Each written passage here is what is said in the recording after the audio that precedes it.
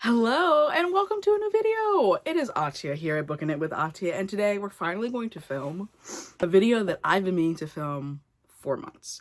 So how many ever months ago? I don't even remember when. Wow, that's wild. I don't remember when. I moved my favorites shelf, which is a shelf of like a bunch of my favorite books. It used to be kind of like behind me here on the window seal, like this little, not really a sitting area, but yeah. And I moved all the books to a pile on the floor with the anticipation that I would soon move them up to another shelf that's been clear for again. And I was like, oh yeah, I'll film a video. It'll be a whole thing. And I'm pretty sure I cleared out that favorite shelf in another video. And I believe it's when I built this bookshelf, whatever video that happened, right? And we're gonna do it. We gotta do it.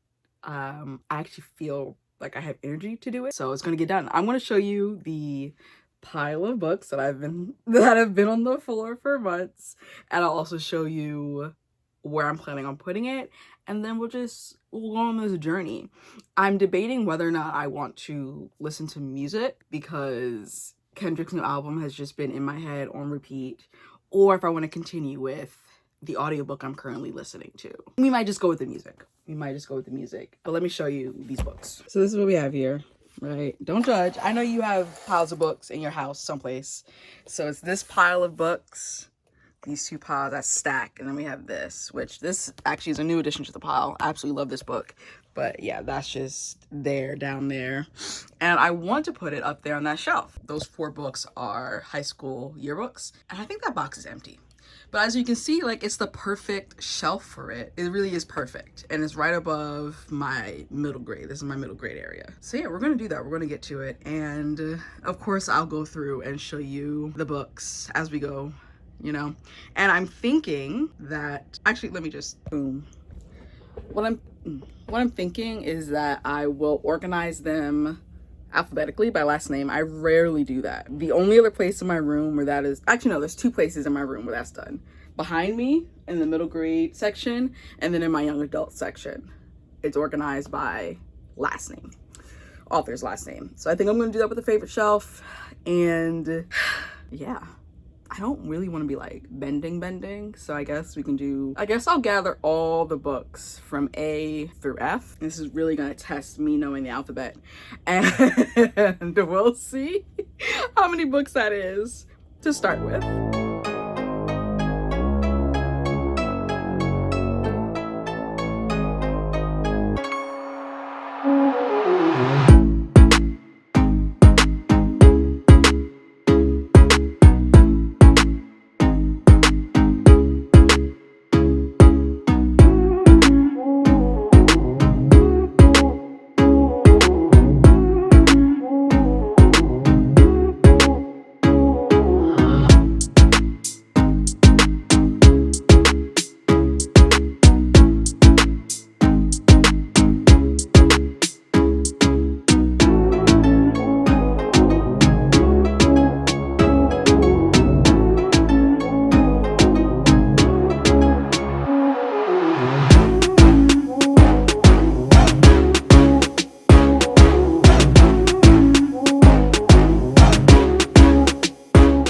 So I separated all the books into piles, roughly like where they are in the alphabet. So we have the beginning of the alphabet, middle of the alphabet, end of the alphabet. And I'm going through this first pile and organizing it by. And I figured while I'm doing that, I might as well do 2 things at once and show you the books that are currently on my favorites list, which I guess is kind of 2 videos in one as well. All right, so we have Open Water by Caleb Azuma Nelson. This absolutely brilliant, gorgeous, Black British couple love story, but also really about a young Black British man trying to navigate what that means. And again, I'm not going to give descriptions for all these books because that's a lot.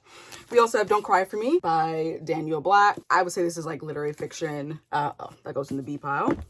And again, like, I recommend all these books, obviously, because they're favorites. And then we have Honey and Spice, which is a favorite of mine, by Bolu Babalola. Oh, I need to look up when the sequel to this comes out, because that's a thing. We have a nonfiction book, which is rare for me, but it does exist. And that is You Are Your Best Thing Vulnerability, Shame, Resilience, and the Black Experience, an anthology, edited by Tarana Burke and Brene Brown. One of my favorite books, and actually the book that got me out of a writing slump that I was in for several years, a few years ago.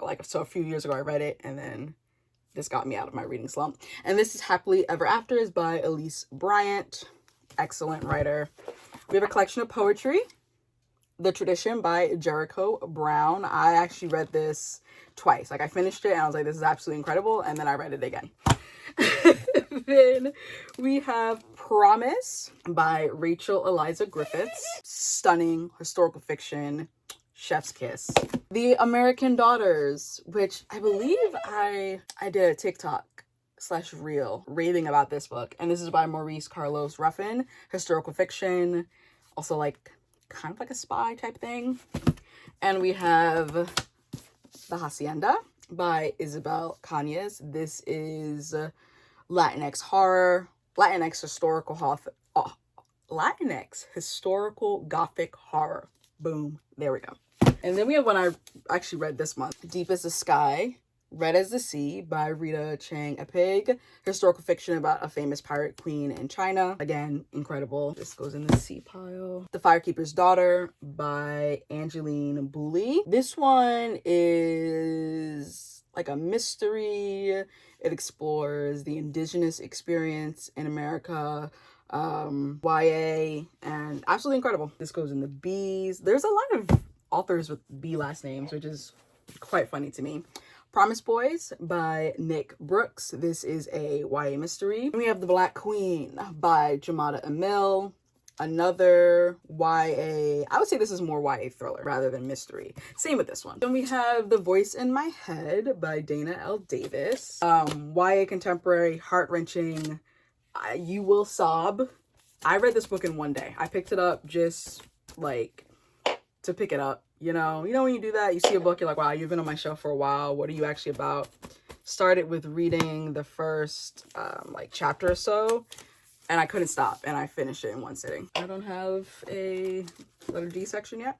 Alyssa Cole, one of my favorite authors, romance, How to Catch a Queen. Where's this? Oh, there's the C. And I think that's it in terms of the letters A through F, I think it was, that I was doing. So I'm going to start putting these up on the... We, of course, have my supervisor.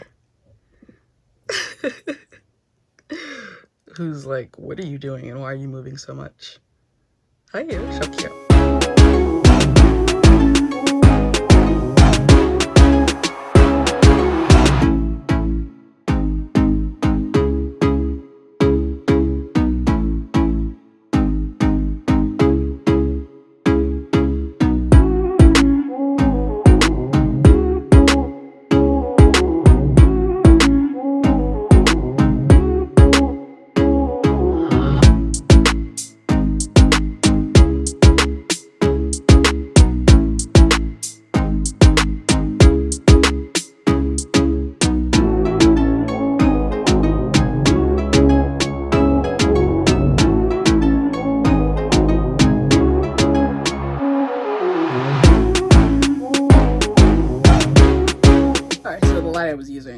The battery died, so we're over here for this portion. This is the next part of the alphabet. Where's my feather duster? Okay, in no particular order, we have another collection of poems, Black Girl Call Home by Jasmine Mans. And there's, of course, Beloved by the Toni Morrison. I actually have 3 copies of this book.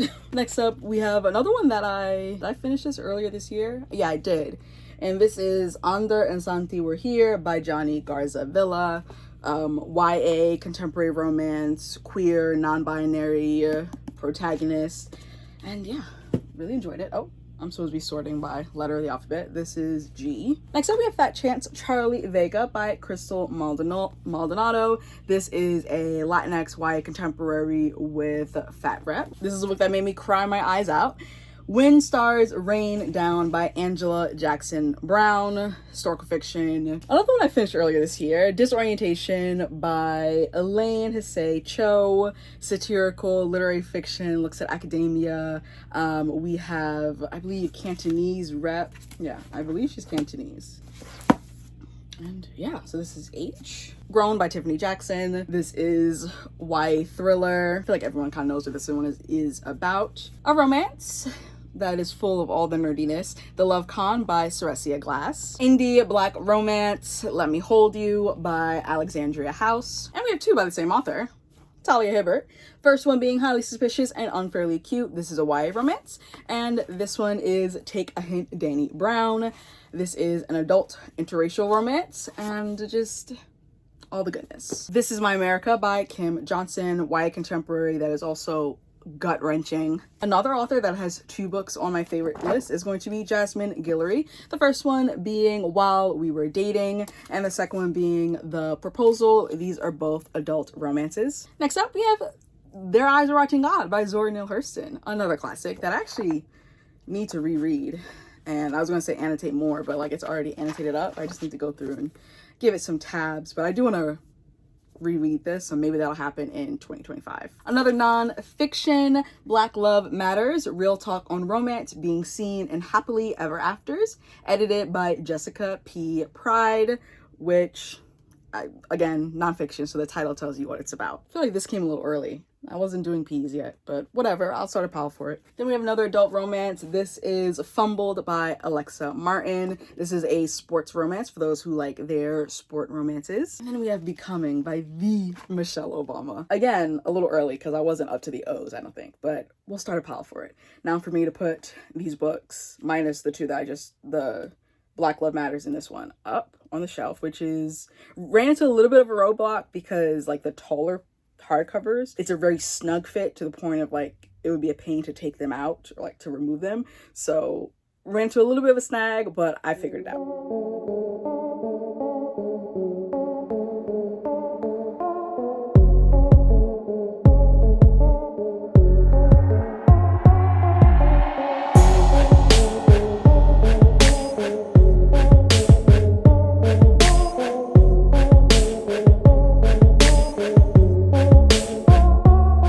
Last part of the alphabet, which has considerably more than the middle of the alphabet. Am I about to run out of space?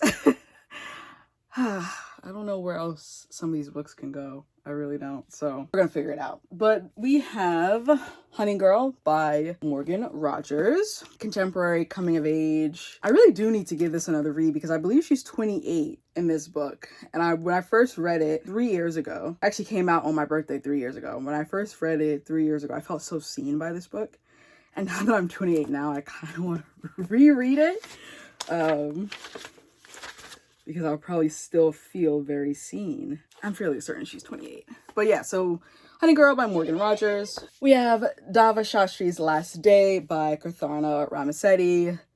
Contemporary novel, very funny but also very introspective. 7 Days in June by Tia Williams. Black romance about two writers who are kind of getting a second chance at their love story, and they've been writing about each other in their works for like a decade.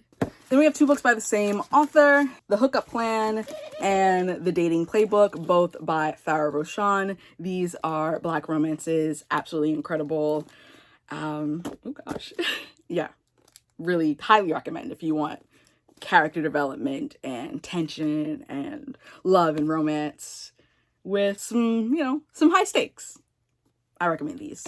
Another nonfiction, How to Be a Boss by Lily Singh. I remember when she started on YouTube, I was a huge fan back then. I'm still a huge fan now. And so, of course, when she came out with this book, I had to get it how many ever years ago that was. Another nonfiction, More Than Enough, Claiming Space for Who You Are, No Matter What They Say by Elaine Welteroth. I believe she was the first Black editor-in-chief of Teen Vogue, and she like revolutionized their way of putting out media and reporting on media and their mission. I believe all of Angie Thomas's books are right here. So we have Concrete Rose, a lot of copies of The Hate You Give, and On the Come Up. Yeah, On the Come Up. I have 3 copies of The Hate You Give. I'm not going to put all of them on the favorite shelf just because like space, even though they look so good together. I think I'll put the original copy that I read, which is this one, the original cover. But I feel like everyone knows.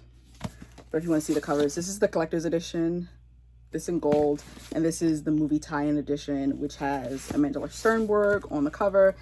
On the come up, teen female rapper trying to make it through circumstances. And then we have Concrete Rose.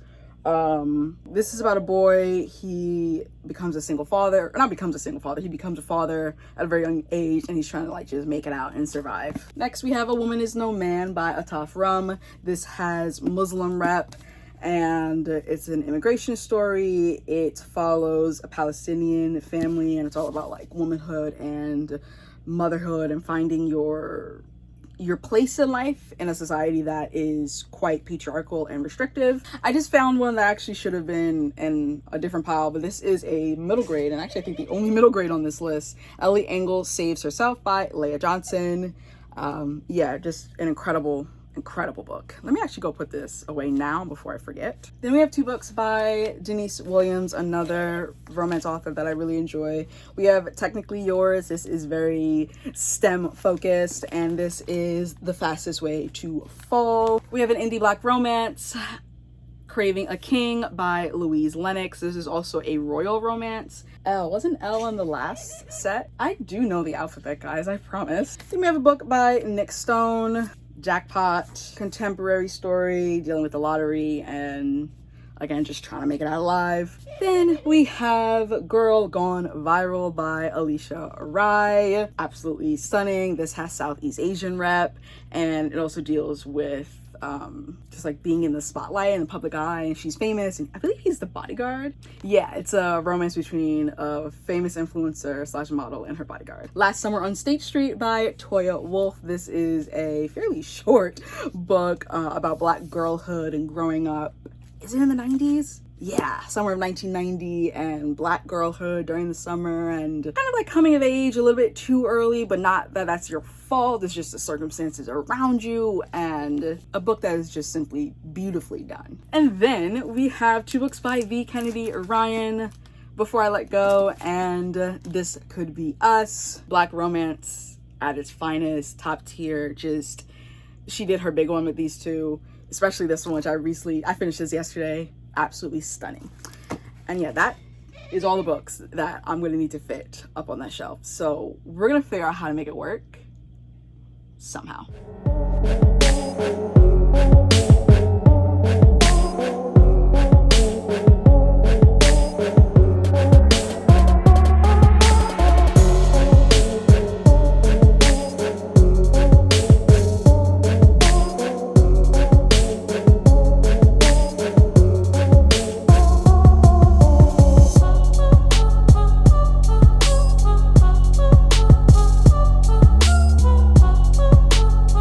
I did it. I'm a little sweaty, but I did it. I made it work. Look at that. So beautiful. All right, let me give you a little bit of a close-up.